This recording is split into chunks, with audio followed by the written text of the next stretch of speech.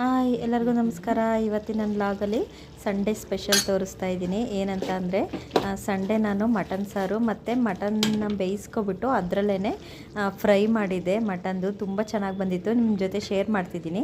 ಹೇಗೆ ಮಾಡೋದು ಅಂತ ಬನ್ನಿ ತೋರಿಸ್ತಾ ಇದ್ದೀನಿ. ಮೊದಲನೇದಾಗಿ ನಾನಿಲ್ಲಿ ಮಟನ್ನ ಒಗ್ಗರಣೆಗೆ ಹಾಕಿದ್ದೆ. ನಾನು 4 ವಿಷಲ್ ಹಾಕಿಸ್ಕೊಂಡಿದ್ದೀನಿ ಇಲ್ಲಿ. ಅದಾದಮೇಲೆ ಒಂದು ಆಲೂಗೆಡ್ಡೆ ಹೆಚ್ಚಾಕ್ತಿದ್ದೀನಿ. ಇದರ ಸ್ಪೆಷಲ್ ಅಂದರೆ ಆಲೂಗೆಡ್ಡೆ ಹಾಕಿದರೆ ಮಟನ್ ಸಾರು ತುಂಬ ಚೆನ್ನಾಗಿರುತ್ತೆ.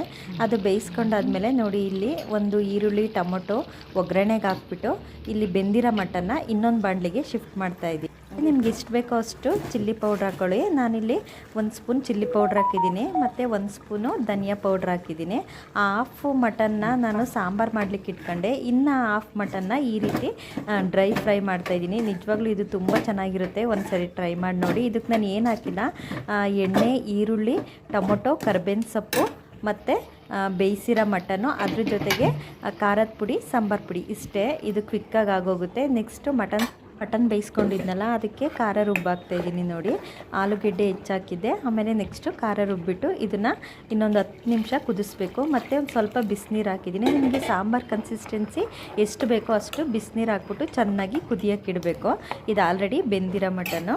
ನೆಕ್ಸ್ಟು ಸ್ವಲ್ಪ ಕೊತ್ತಂಬರಿ ಸೊಪ್ಪು ಹಾಕ್ತಾಯಿದ್ದೀನಿ. ಕೊತ್ತಂಬರಿ ಸೊಪ್ಪು, ಸ್ವಲ್ಪ ಮೆಂತ್ಯ ಸೊಪ್ಪು ಕೂಡ ಹಾಕಿದ್ದೀನಿ ಮಟನ್ ಸಾಂಬಾರಿಗೆ ನಾನಿಲ್ಲಿ. ಮತ್ತು ಒಂದು ಸ್ವಲ್ಪ ಪುದೀನ, 3 ಸಣ್ಣಕ್ಕೆ ಹೆಚ್ಚಿಬಿಟ್ಟು ಹಾಕಿದ್ದೀನಿ. ನೆಕ್ಸ್ಟು ಅದ್ರ ಜೊತೆ ಮುದ್ದೆ ಕೂಡ ಮಾಡಿದೆ. ಮಟನ್ ಸಾರು, ಮುದ್ದೆ ಮತ್ತು ಮಟನ್ ಫ್ರೈ ಒಳ್ಳೆ ಕಾಂಬಿನೇಷನ್ನು, ತುಂಬ ಚೆನ್ನಾಗಿತ್ತು. ಇದು ನಂದು ಸಂಡೇ ಲಾಗ್ ಆಗಿರುತ್ತೆ. ನೋಡಿ ಮುದ್ದೆ ಮಾಡ್ತಾಯಿದ್ದೀನಿ. ಮುದ್ದೆನೂ ಅಷ್ಟೇ ಬಿಸಿ ಬಿಸಿ ಮುದ್ದೆ ಜೊತೆಗೆ ಮಟನ್ ಸಾಂಬಾರು ಒಳ್ಳೆ ಕಾಂಬಿನೇಷನ್ನು. ಮಟನ್ ಸಾರಾಗಿರಲಿ, ಚಿಕನ್ ಸಾರಾಗಿರಲಿ, ಮುದ್ದೆಗಿಂತ ಬೆಸ್ಟ್ ಕಾಂಬಿನೇಷನ್ನು ಇನ್ನೊಂದಿರಲ್ಲ. ಮಟನ್ ಸಾಂಬಾರು, ಮುದ್ದೆ ಮತ್ತು ಈರುಳ್ಳಿ ಜೊತೆಗೆ ತುಂಬ ಒಳ್ಳೆ ಕಾಂಬಿನೇಷನ್ ಆಗಿರುತ್ತೆ. ನೋಡಿ ಇವಾಗ ಮುದ್ದೆ ಕೂಡ ರೆಡಿ ಆಯಿತು. ನೆಕ್ಸ್ಟು ನಾನಿಲ್ಲಿ ಸಾಂಬಾರನ್ನ ಕುದಿಯೋಕೆ ಇಟ್ಟಿದ್ದೆ. ಸಾಂಬಾರೆಲ್ಲ ಚೆನ್ನಾಗಿ ಕುದ್ದಿದೆ. ನೋಡಿ ಮುದ್ದೆ ರೆಡಿ ಆಯಿತು. ಸಾಂಬಾರು ಜೊತೆಗೆ ಫ್ರೈ ಕೂಡ ಕುದ್ದಿತ್ತು ಚೆನ್ನಾಗಿ. ನೋಡಿ ಸಾಂಬಾರು ರೆಡಿಯಾಗಿದೆ. ಸಾಂಬಾರು ಹೇಗೆ ಕಾಣಿಸ್ತಿದೆ ನೀವೇ ನೋಡ್ತಾ ಇದ್ದೀರಾ. ಕಲ್ಲರ್ ಹೇಗೆ ಬಂದಿದೆ.